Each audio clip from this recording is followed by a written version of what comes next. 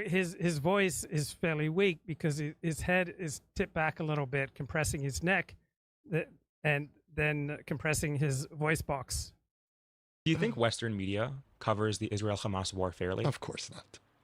I think it does.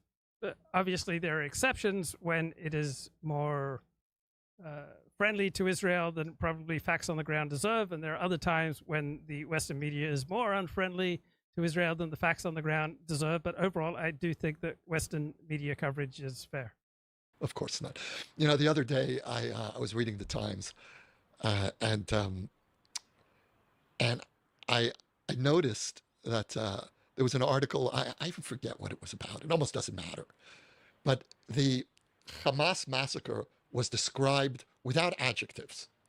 It was the Hamas attack of October 7th. It wasn't even called a massacre.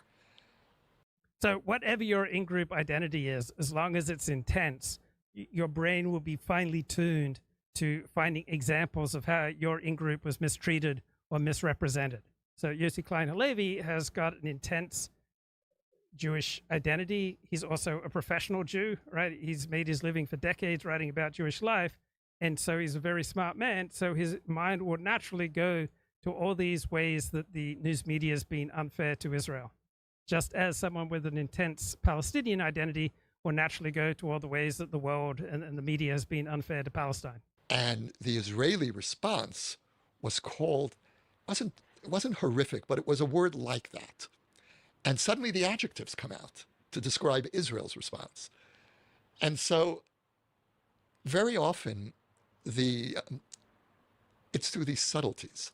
Now, I worked as a journalist for many years, so I look for those subtleties. Or another example, which for me is really the telltale way in which a journalist betrays one's political leanings. And that is, who do you give the last word to? You're quoting any number of people. You're quoting Palestinians, you're quoting Israelis. Who gets the last word? And that's the way a journalist betrays their own inclinations.